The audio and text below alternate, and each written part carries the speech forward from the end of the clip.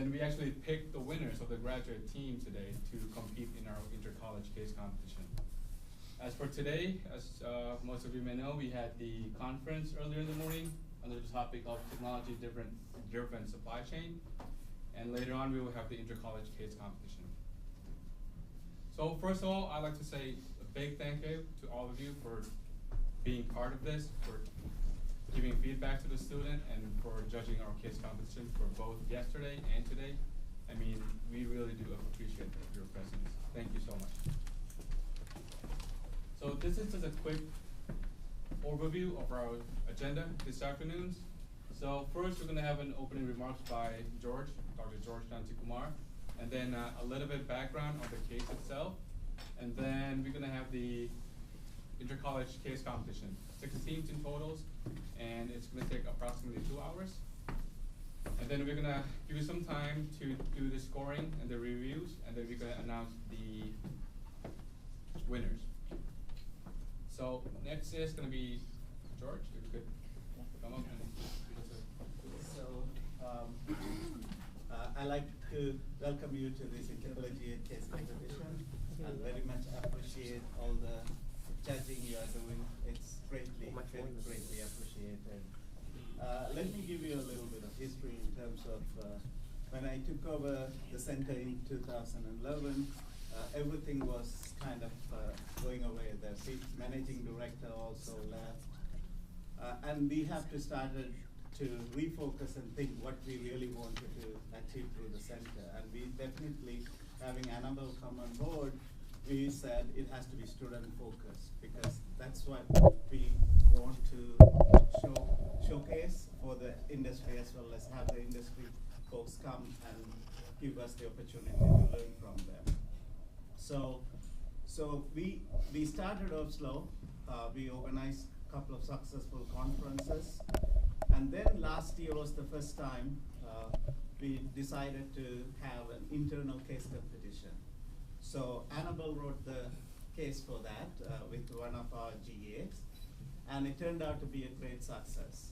And the students have been asking us that it would be good also to have an intercollegiate case competition. So this year, we had to therefore have 2 cases, because one is we still want to continue the internal case competition as well as have the intercollegiate, and of course we cannot use the same case. So we approached several companies and eventually ended up working with Eaton for the internal case competition, but for the external, for the intercollegiate, we still needed another 1 case. And whom do I turn to? Annabelle. So Annabelle collaborated with colleagues from 2 other places, Rochester and UNC, and wrote the case. So once again, I'm indebted to Annabelle, and as I pointed out, without her, I don't think we will be doing a lot of things that we are doing now. So once again, thank you very much, because your part is, I greatly appreciate that you will take the time, and especially it being a Good Friday, that you'll take the time, come and do this. But I'd like to invite Annabelle to talk about the case. Yeah, so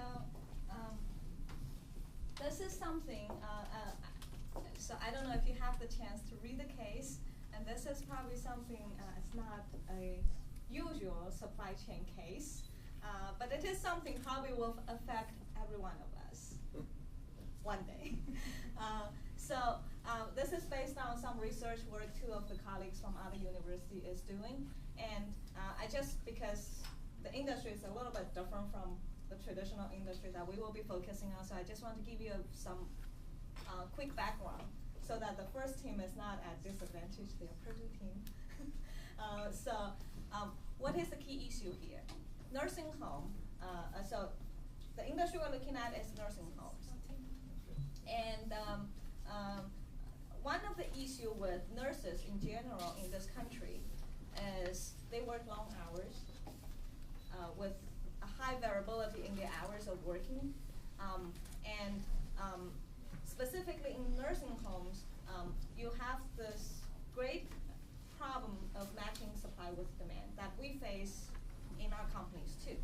So from the demand side, there will be a disease progression of the patient that's uncertain. There could be one resident who suddenly gets very sick and suddenly need a lot of nursing staff to work with the patient.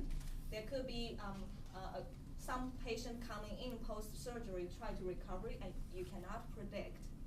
It's unlike that we work with our customers, probably we can go to our customer and say, give us your forecast. Who's gonna give you this forecast? Nobody, right? So there is great uncertainty in the demand in terms of how many nursing hours we will need to go into quality service. At the same time, there's high uncertainty on the supply side because we're dealing with human resource here, nurses. And nurse turnover is known to be very high in this country. And also, when there's time needed, we often ask the nurse to work overtime. For example, a normal shift could be 8 hours to 12 hours, but when there is emergency, a patient that is in a bad condition, we need more people to help, the nurse could easily extend the hours to 16 hours one shift. And this causes a lot of problem in terms of nurse fatigue, nurse burnout. Not only it reduces the quality of the care, but also drive many nurses out of the occupation because they simply cannot take the stress.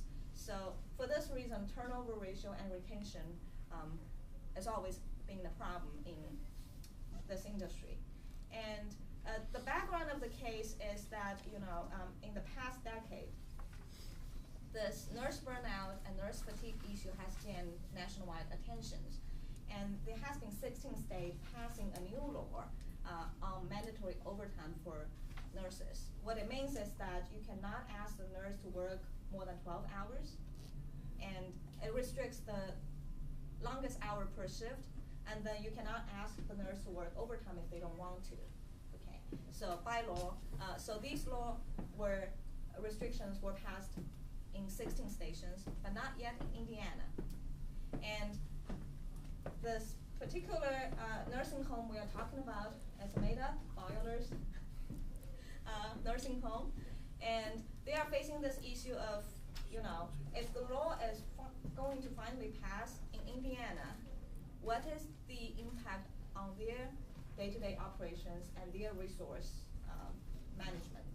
Because certainly with the nurse being able to work overtime, you get a lot of flexibility in your resources whenever needed. But once the law is coming, you will reduce your resource flexibility, and you will not be able to ask a nurse to work overtime, and then the rate per hour for nurse will certainly go up because it's already a scarce resource. And so this is the background of the case. The team is asked to form an operations strategy and specifically a staffing strategy for this particular nursing home in anticipation of the law. Okay, and the belief is that the law will eventually, if not too soon, eventually pass in every state because President Obama was just giving an order to the Labor Department last month, looking at restructuring the labor laws specifically concerning overtime. Okay, so any questions? And in the end, this is an operations issue, matching supply with demand. Yeah. Thank you, Annabelle. So yes, as I've mentioned before, that this is an inter-college case competition. In total, we have 5 other schools that participate in this event, and that makes 6 total teams that participated. As you can see from the list that I've presented in front of you here, this will be in the order of the teams to represent. First up is Purdue University, Graduate School of Management. Second is UNC Kenan-Flagler. Third is State University of New York from Buffalo, and then Olin Business School at Washington University in St. Louis. Fifth is the UIUC out in Urbana and Champaign, and last but not least is Owen Business School of Management, Vanderbilt University. So these are the teams that we'll be presenting today in this exact order. Just a little bit background on the format of this case competition. So the 6 teams that I've just mentioned, they were all given a total of 5 hours to work on the case. And then for this presentation, it'll be similar to yesterday, where they will be given 12 minutes for the presentation, 5 minutes Q&A, and 3 minutes as a transition time. For the judging guide, I believe I have handed you the judging guide already. We handed out the judging guide itself, which is a guideline of how you may score each participant. It is quite detailed, but you don't necessarily have to follow it exactly. However, for the judges report sheet, we ask that you rank the team in the order in which you feel is best, and at the same time, please rate the top presenters as well, because we will be handing out awards for top presenters for this event. So that's it for our opening remarks, and please give us a few more minutes so that we can set up the presentation, and then we can begin. Thank you. You want me to take care of it for the first one? You want first? Guessing most of the time.